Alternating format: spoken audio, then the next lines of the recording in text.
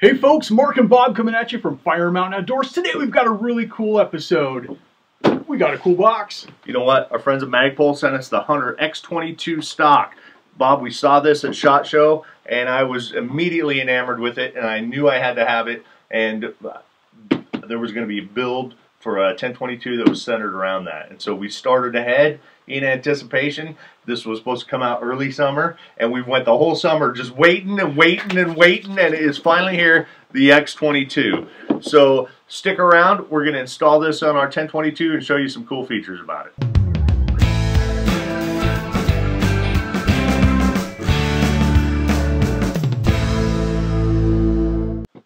Here it is. It's in the flesh.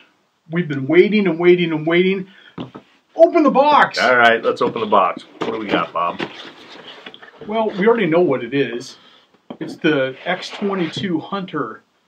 So in the box, it's packaged nice and well, protected with foam blocks everywhere, and not a whole lot of mess, no stupid peanuts, none of that. It comes with some instructions and a Magpul sticker for your gun safe or your rifle case or the back of your pickup, and a little box that has mystery extra goodies, and the mystery extra goodies looks like spacers. Spacers for the length of pull adjustment. And one thing we did note that I was a little bit disappointed in, I didn't fully realize, but the cheek riser option is an option. So that's a separate piece. So we didn't get the extended cheek riser. We don't even know if we need it yet or not. So right. I guess it makes sense so you can keep the cost low if you're not going to use it. So that'll depend on your optic height. And looking at it, it has some very distinctive shape, like a lot of the long-range rifle platform chassis are going to. It's a very attractive shape, and I noticed right off the top that it has M-LOK on the bottom. It's got 3 grooves on the bottom and on the side and the other side. We can see right here that it has dimples that are there for if you're going to drill in a traditional sling mount. It also has a sling mount for a military style sling built into the stock on either side here. The channel right here comes with a reversible channel that you can use for your stock sport or contour barrel. We take this out and flip it around, and you can put your bull barrel in there. And that is polymer, that's not aluminum. I was kind of thinking for some reason that was going to have an aluminum inset on that. Right. So that's the first thing that we're going to do. We have a barreled action right here that is safe. We're going to put this stock right here, and we're going to flip around this channel. So we've got our instructions. It says installing the receiver. Of course, we made sure that our firearm is safe. We've already removed the barreled action from our other stock. And since we are going to change our orientation of this from a sporter barrel contour to the 920 diameter bull barrel, we're going to take these screws out and remove this tray. I'm using a 3/32 Allen.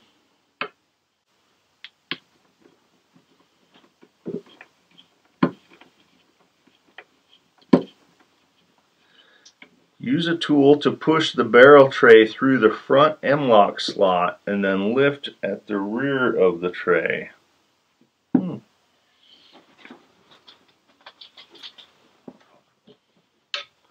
Well, so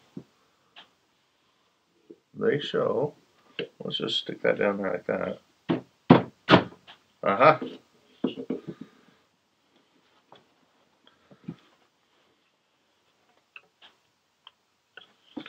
Very snug. Now I'm just going to it's got a little slot here. Work around. I don't want to mar that. Bob, you had a little pry bar that was that you were using just a minute ago, and that's got a wider surface, and I probably won't mar the outside of the stock.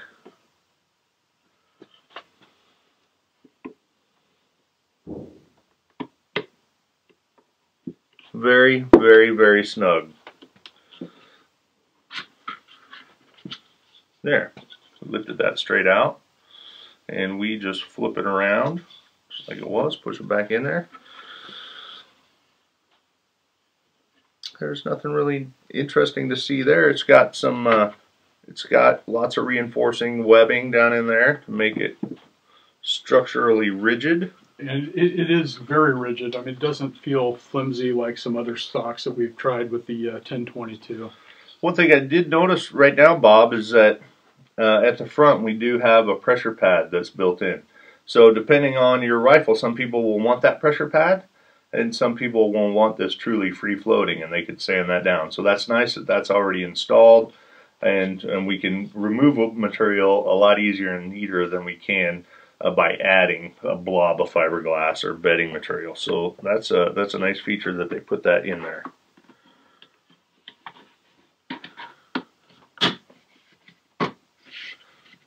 And very, very, very snug fit. That was easy. I didn't have to do anything. You have to find the other two screws. Oh, there they are. 12 inch-pounds. To tell you the truth, folks, I'm just going to kind of guess at that. 12 inch-pounds isn't very much, so don't horse it down a strip of plastic. Even. All right. All right, all done. Well, not all done yet.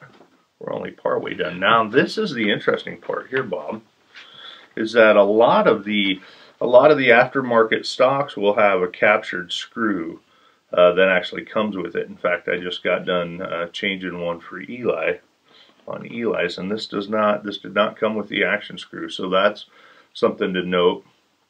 I put tape around the pins here because if you're handling this and moving it around, it's quite likely that you're going to tip it over and drop the pins. So when I took it out, I put some masking tape just to keep those so I didn't lose them on the shop floor. And I got tape goo on my receiver. Alright, Bob, I've got all the tape cleared off of here, and I've got all the pins are in place. We're going to put the safety in the mid position. Make sure all of our pins are in there and centered so they're not falling out each side. Now, one thing I did notice is that this has a shelf in the stock that kind of interfaces right back here from behind the trigger group. So we're going to have to put this in and slide it this way. They don't really say that in the instructions, but yeah, for those of you that have an M1 carbine and used to taking your stocks in and out, this is very similar in the way that that works. And this did not come with an additional retention screw for the stock, so you want to make sure you want to hold on to your original from your original stock here. Right. So this action screw goes in the bottom. One thing I noticed, Bob, is that this holds the receiver very, very snugly. I don't have a screw in there right now. It holds it nice, so it mates the stock very nicely to the action. And once again, we had to reuse the screw, use a proper sized screwdriver blade to put this down, and it says to tighten it to 20 inch-pounds. Now, that 20 inch-pounds would be important. So that's about 20 inch-pounds. I can tell by my calibrated hand. Let me check. I don't know.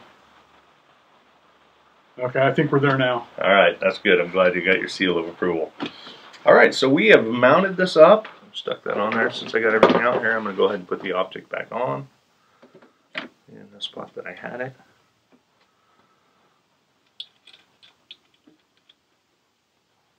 So as we're wrapping up part 4 on this accuracy building, for those of you that haven't been watching, there are some other videos to watch. But essentially what we've got here is now just the receiver and the bolt are all that remain from the original rifle.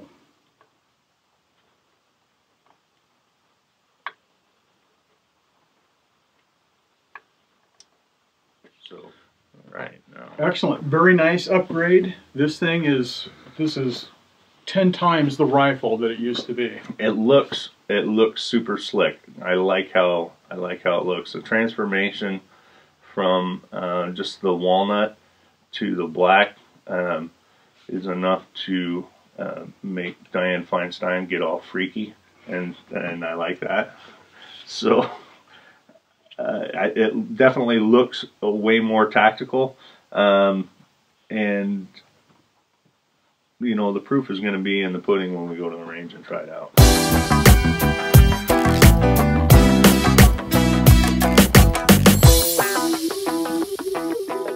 So Bob, as you know, we changed the barrel, and in my experience, each rimfire will have its own favorite ammunition. So the barrel that we had on here before, loved that. It was just a magic coincidence that we had that X-22 or the M-22 Winchester bulk pack, and it just loved that stuff and gave us some amazing groups. I'm going to try some different ammunition on this barrel. Right now I'm gonna do two groups. I've got some CCI mini mags loaded up, and I'm gonna get 2 groups with it. And then I'm going to try some American Eagle bulk pack. I thought I had some match ammo in the bag, but I don't.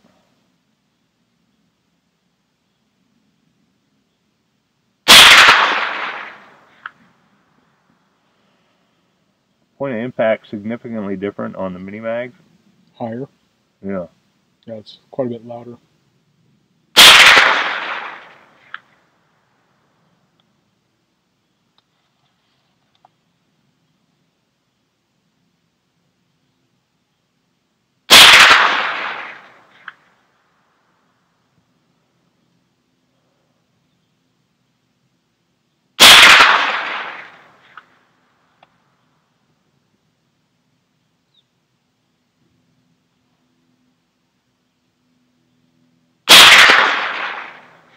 It's a nice group.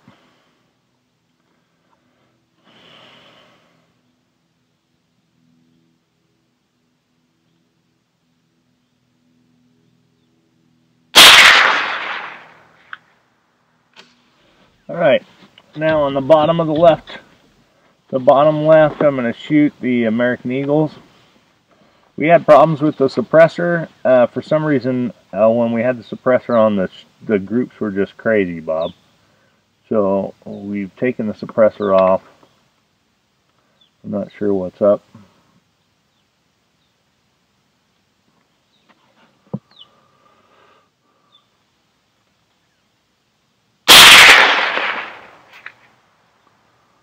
Really like this VX trigger.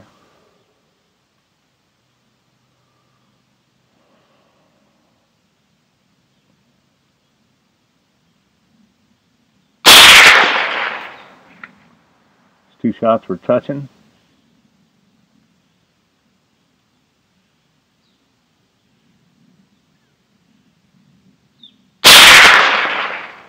Flyer.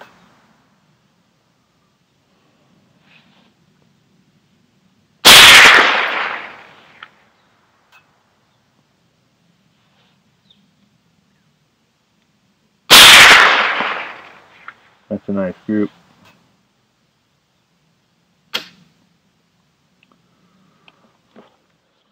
Alright, there's the best group of the day, folks. That was with the CCI mini mags right there. And I don't have the calipers or tape measure right here, but I can cover all of the tears in the paper with a nickel. At the end of the episode, we'll have micrometers on there and we'll measure center to center. That's a pretty good group. I like it. I'm proud of it. And I really like that stock. I like Brad's barrel. Well, Bob, episode 4 of the Ruger 1022 build is wrapping to a close. Yes, it is.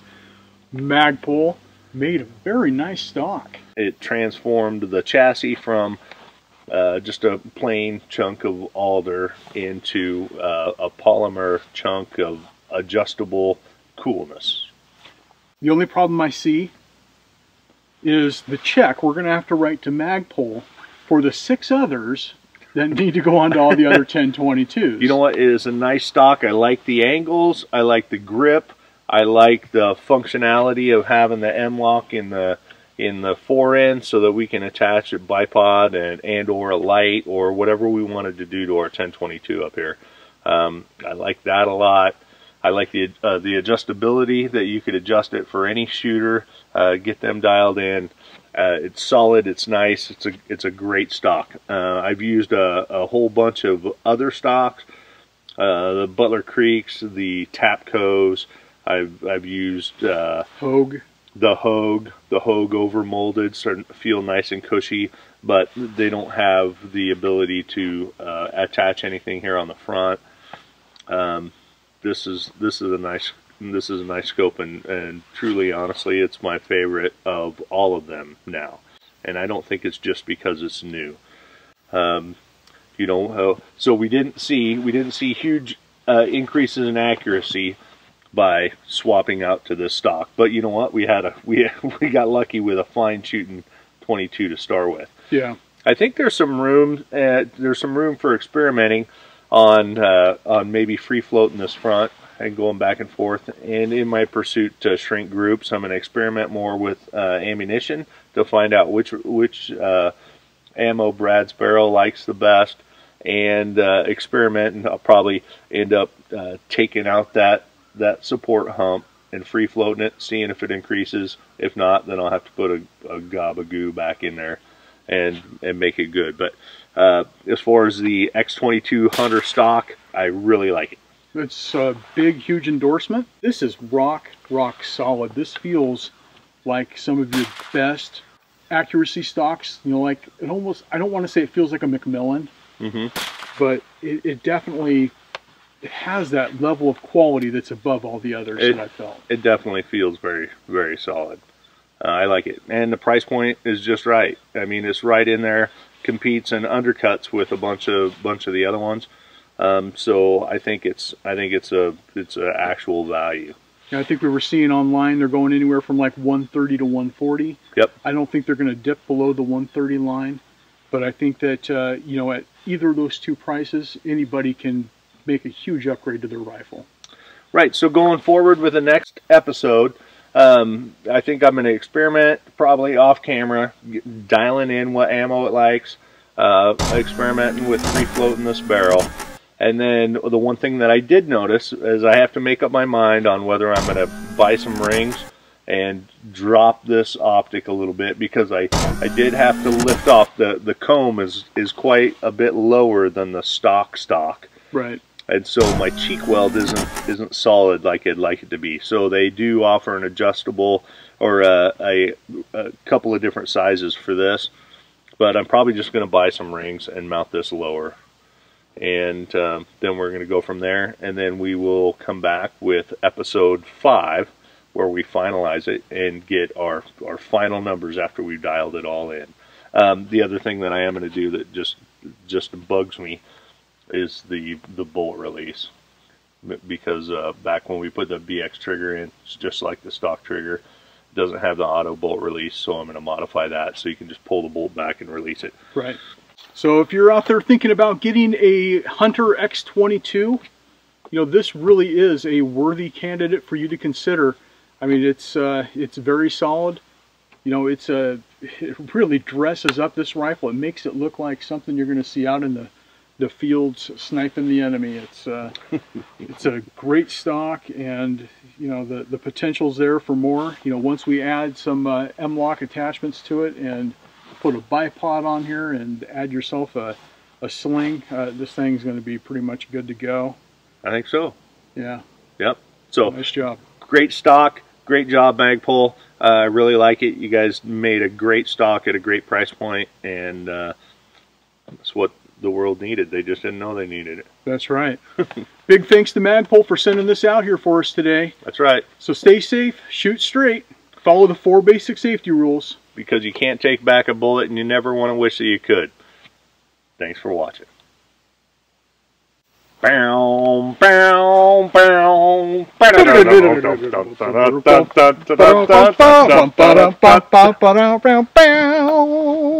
Ba-dum,